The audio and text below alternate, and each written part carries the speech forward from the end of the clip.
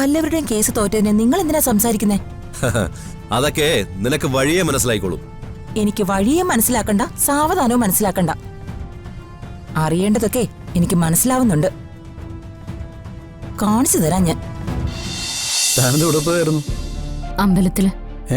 കഴിഞ്ഞ ദിവസവും താൻ അമ്പലത്തിലേക്കല്ലേ പോയത്? എന്തുപറ്റി? താൻ വ്രതം എന്തെങ്കിലും എടുക്കുന്നുണ്ടോ? അയ്യോ, ഇത് എന്റെ കാര്യത്തിനല്ല, അവന്തികയുടെ കൂടെ പോയതാ. ഞാൻ ഇന്നലെ രാത്രി പറഞ്ഞിരുന്നല്ലോ. ഗൂഗിള് മറന്നുപോയോ?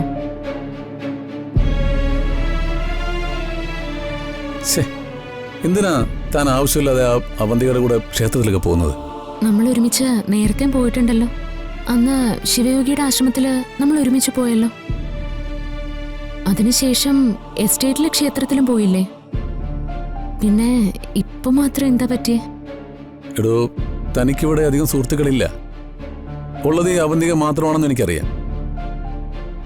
ആദ്യം ആ അവന്തികയുടെ ഫ്രണ്ട്ഷിപ്പ് തനിക്കൊരു നല്ല കമ്പനിയാണെന്ന് ഞാൻ കരുതി. പക്ഷെ പിന്നീട് അവരെക്കുറിച്ച് കൂടുതൽ അറിഞ്ഞപ്പോ അത് നല്ലതിനല്ല എന്നൊരു തോന്നല്. ഞാനതെന്നോട് പറയുകയും ചെയ്തിരുന്നു. എടോ, ആ കമ്പനി തനിക്ക് നല്ലതിനല്ല. ആ സച്ചിയുടെ ഫാമിലിയോട് അവർ ചെയ്ത ദ്രോഹങ്ങളൊക്കെ തനിക്കറിയാവുന്നതല്ലേ? അതൊക്കെ അവന്തികയുടെ വ്യക്തിപരമായ കാര്യങ്ങളല്ലേ. നമ്മളെന്തിനാ അതിലൊക്കെ തലയിടുന്നേ? അമ്പലത്തിൽ പോകാൻ കൂടെ ചെല്ലാമോന്ന് അവന്തിക എന്നോട് ചോദിച്ചു. ചെല്ലാന്ന് ഞാനും പറഞ്ഞു. ഞങ്ങൾ ഒരുമിച്ച് പോയി, അത്രേ ഉള്ളൂ. എടോ, അവരെക്കുറിച്ച് കൂടുതൽ അറിഞ്ഞപ്പോ അവരത്ര നല്ല സ്ത്രീയല്ല എന്ന് എനിക്ക് തോന്നി. അതുകൊണ്ട് തന്നോട് പറഞ്ഞതേ ഉള്ളൂ. പിന്നെ അവരുമായിട്ട് ഫ്രണ്ട്ഷിപ്പ് കൂടുന്നതൊക്കെ തൻ്റെ ഇഷ്ടം, അതിലൊന്നും ഞാൻ ഇടപെടുന്നില്ല. പക്ഷേ ഇനി അങ്ങോട്ട് എനിക്ക് അവരുമായി യോജിച്ചു പോകാൻ കഴിഞ്ഞോ എന്ന് വരില്ല.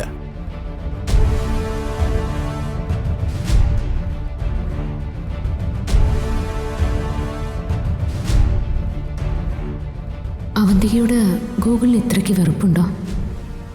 കാണും. കമ്മീഷൻ റിപ്പോർട്ട് തയ്യാറാക്കാൻ വേണ്ടി അവന്തിയെക്കുറിച്ച് എല്ലാം പഠിച്ചതല്ലേ. അപ്പോൾ തീർച്ചയായിട്ടും വെറുപ്പുണ്ടാവും.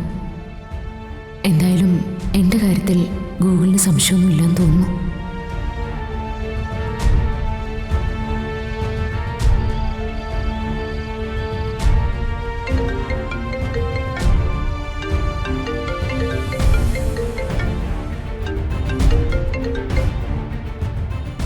ഹലോ കാഞ്ചന. ഹലോ. എന്ത് തീരുമാനിച്ചു? ഞങ്ങൾക്ക് കാര്യങ്ങളെല്ലാം മനസ്സിലായി. ഇതിനു വേണ്ടി എന്ത് ചെയ്യാനും ഞങ്ങൾ തയ്യാറാ. നന്നായി. ഇപ്പോൾ നിങ്ങൾക്ക് ഞങ്ങളെ വിശ്വാസമായല്ലോ. വിശ്വാസമായി. നിങ്ങൾ പറഞ്ഞ പോലെ എന്ത് വേഷം കെട്ടി ഞങ്ങൾ ആ വീടിനകത്ത് കയറും. അത് തന്നെ വേണ്ടത്. പുറത്തൊന്ന് വെല്ലുവിളിച്ച അവന്തിക്ക് അതൊരു പ്രശ്നമായിരിക്കില്ല. അതേസമയം അകത്ത് കയറി കൂടെ നിന്നാ കാര്യങ്ങൾ മനസ്സിലാക്കാനും സമയം വരുമ്പോൾ തിരിച്ചടി കൊടുക്കാനും സാധിക്കും. ഞങ്ങളിനി എന്താ ചെയ്യേണ്ടത്? ചേച്ചിയുടെ സോറി, അല്ല മാഡത്തിന്റെ. വിളിച്ചതിന് തിരുത്തണ്ട, ചേച്ചി തന്നെ വിളിച്ചാൽ മതി. നിന്നെപ്പോലെ തന്നെ ഒരു അനിയത്തി എനിക്കും ഉണ്ട്. താങ്ക് യു ചേച്ചി.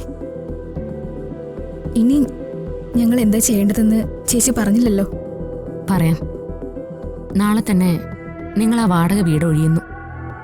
നാളെയോ? അല്ല, പിന്നെ ഞങ്ങൾ എങ്ങോട്ട് പോകാനാ? നാളെ തന്നെ നമ്മൾ ഒന്നുകൂടി കാണുന്നു. ബാക്കിയെല്ലാം അപ്പൊ പറയാം. ശരി ചേച്ചി.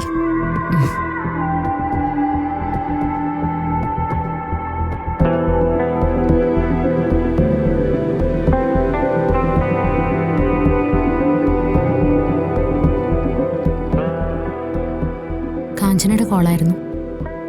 അവൾക്ക് കാര്യങ്ങളൊക്കെ മനസ്സിലായിട്ടുണ്ട്. കാഞ്ചന വളരെ സ്മാർട്ടാണല്ലേ. നല്ല വിദ്യാഭ്യാസമുള്ള കുട്ടി. അവൾക്ക് കാര്യങ്ങളെല്ലാം പെട്ടെന്ന് മനസ്സിലാകും. ബാക്കി കാര്യങ്ങളെല്ലാം ഞാൻ നേരിട്ട് പറയാന്നാ പറഞ്ഞിട്ടുള്ളത്. നമുക്കവരെ നേരിട്ട് തന്നെ കാണാം, എന്നിട്ടൊരു തീരുമാനം എടുക്കാം.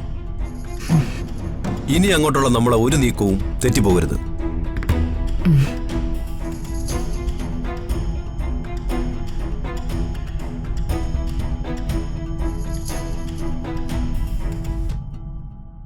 അത് ശരി. അപ്പൊ തീരുമാനമൊക്കെ എടുത്തു. അല്ല എന്ത് തീരുമാനം രണ്ടുപേരും കൂടി എടുത്തേ? നിന്നെ ഡിവോഴ്സ് ചെയ്തിട്ട് മറ്റൊരു കല്യാണം കഴിക്കുന്നതിനെ കുറിച്ച് ഒരു തീരുമാനം എടുത്തെന്ന് സമൃദ്ധയോട് പറയുമായിരുന്നു. എന്തിനാ രാജീവ് ആവശ്യമില്ലാത്ത ഓരോ കാര്യങ്ങളും പറഞ്ഞ് ശിശിരേച്ചി വെറുതെ ദേഷ്യം പിടിപ്പിക്കുന്നത്? ഹേയ്, ഇത് വെറുതെ പറഞ്ഞല്ല, ഞാൻ വളരെ സീരിയസ് ആയിട്ട് പറഞ്ഞതാ. ശിശിരേച്ചി, ഇതൊക്കെ രാജീവ് ചേച്ചി പറ്റിക്കാൻ പറയുന്നതാ. ഞങ്ങള് വേറൊരു കേസിന്റെ കാര്യം സംസാരിക്കായിരുന്നു. വല്ലവരുടെയും കേസ് തോറ്റതിനെ നിങ്ങൾ എന്തിനാ സംസാരിക്കുന്നേ? അതൊക്കെ നിനക്ക് വഴിയെ മനസ്സിലായിക്കോളും. എനിക്ക് വഴിയെ മനസ്സിലാക്കണ്ട, സാവധാനവും മനസ്സിലാക്കണ്ട. അറിയേണ്ടതൊക്കെ എനിക്ക് മനസ്സിലാവുന്നുണ്ട്. കാണിച്ചു തരാം ഞാൻ.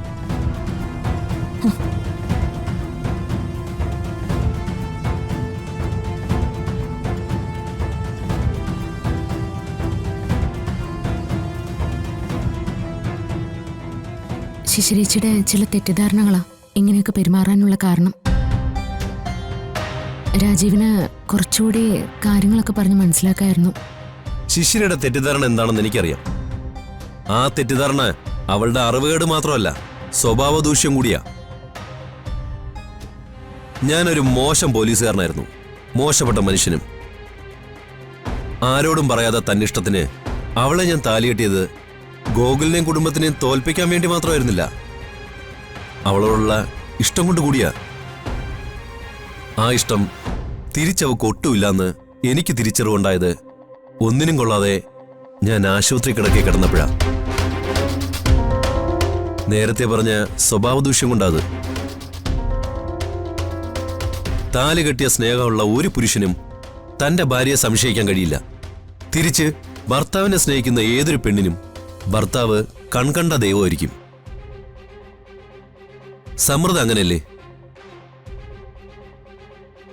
താലി കെട്ടിയ സച്ചിയെ മറന്ന് തനിക്ക് മറ്റൊരു ലോകമുണ്ടോ? ഇവിടെ താൻ സമൃദ്ധയെ ജീവിക്കുന്നതിന് പിന്നിലും വലിയൊരു ത്യാഗമില്ലടോ. താലി കെട്ടിയില്ലെങ്കിലും 10 വർഷക്കാലം തന്നെ നോക്കിയ പുരുഷനോടുള്ള ബഹുമാനം, സ്നേഹം, ഈ പരസ്പര ധാരണകൾ ഒരു ഭാഗ്യമാണ്, പ്രത്യേകിച്ച് ദാമ്പത്യ ജീവിതത്തിൽ. ശിശിരെ നേരെയാക്കുന്നതിനേക്കാൾ ഒരു മനുഷ്യനെന്ന നിലയ്ക്ക് ഞാൻ ചെയ്യേണ്ട ചില കാര്യങ്ങളുണ്ട്. ഇനി അങ്ങോട്ട് എന്റെ ശ്രമങ്ങൾ അതിനായിരിക്കും.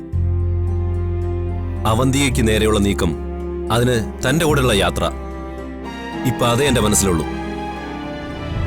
സമൃദ്ധ, നാളെ നമ്മൾ കാഞ്ചനയും അമ്മയും കാണുന്നു. Good night.